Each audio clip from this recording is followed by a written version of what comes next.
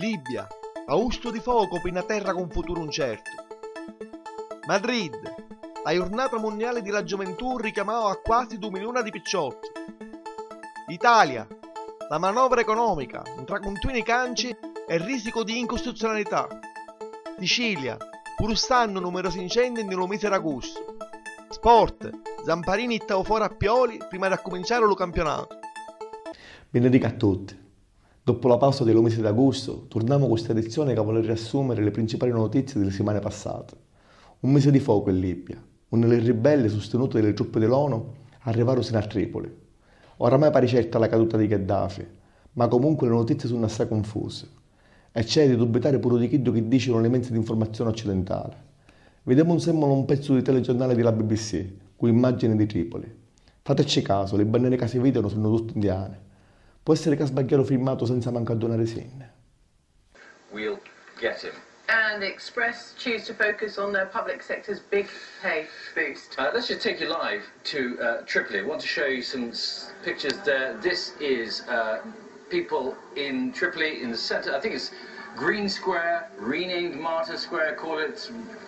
Choose your name. Officially, really. I suppose, Yes, still Green Square, but renamed by those. But as you can see, a huge throng of people now turning out. We spoke very briefly to Schwab this morning, who described the scenes of jubilation and celebration, saying it was a very good day.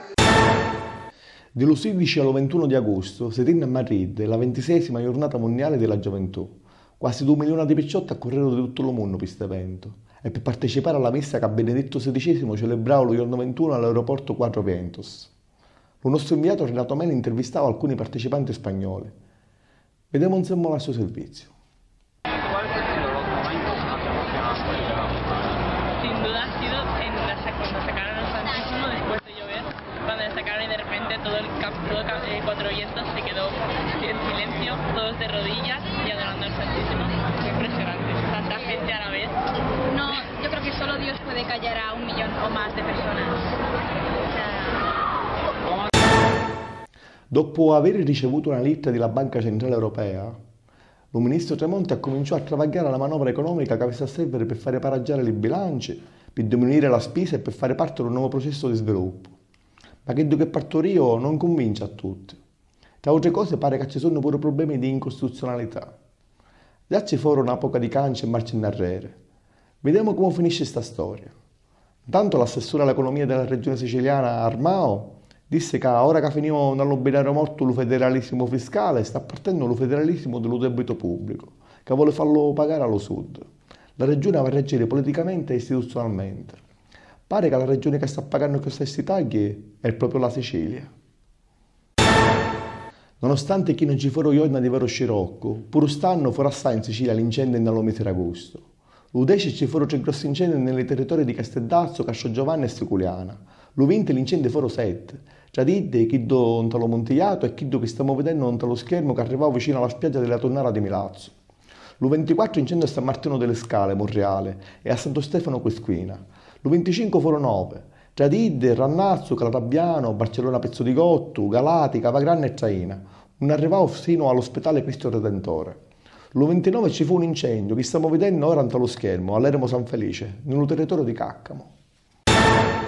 Il presidente della Repubblica Italiana Giorgio Napolitano, l'8 e l'9 di settembre, venne in Palermo per celebrare il 100° anniversario della nascita di Giuseppe La Loggia, uno dei padri dell'autonomia. Proprio di autonomia si parlò in questo giorno. Napolitano ammetteva che ci sono pure inadempienze dello Stato centrale nella realizzazione dell'autonomia siciliana. La città di Palermo passa assente. Non si vede nudo per le strade dove passò il corteo presidenziale, con l'eccezione di una decina di precari della scuola che protestarono allo Palazzo Reale e di una 50ina di cittadini con le bandiere siciliane nella piazza San Domenico che domandavano al presidente l'attuazione dello statuto dopo 65 anni. Manca a cominciare il campionato e il presidente della squadra di pallone di Palermo Zamparini già canciò l'allenatore. Il Tofo Rappioli mise a Deves Mangia, lo tecnico che stava allenando la squadra primavera. Non sappiamo per quanto tempo può durare questo nuovo allenatore. Intanto lo Palermo batté l'Inter 4-3. L'altra squadra siciliana di Serie A, lo Catania, si rafforzò abbastanza accattando i giocatori Suazo, Almiron, Chieco e le Grottaglie. Maxi Lopez è arrestato con le Leoce pure quest'anno.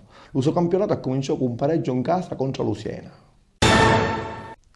Questo è tutto per questa edizione di fine estate. Le puntate settimanali cominciano il 30 di settembre. Salutiamo!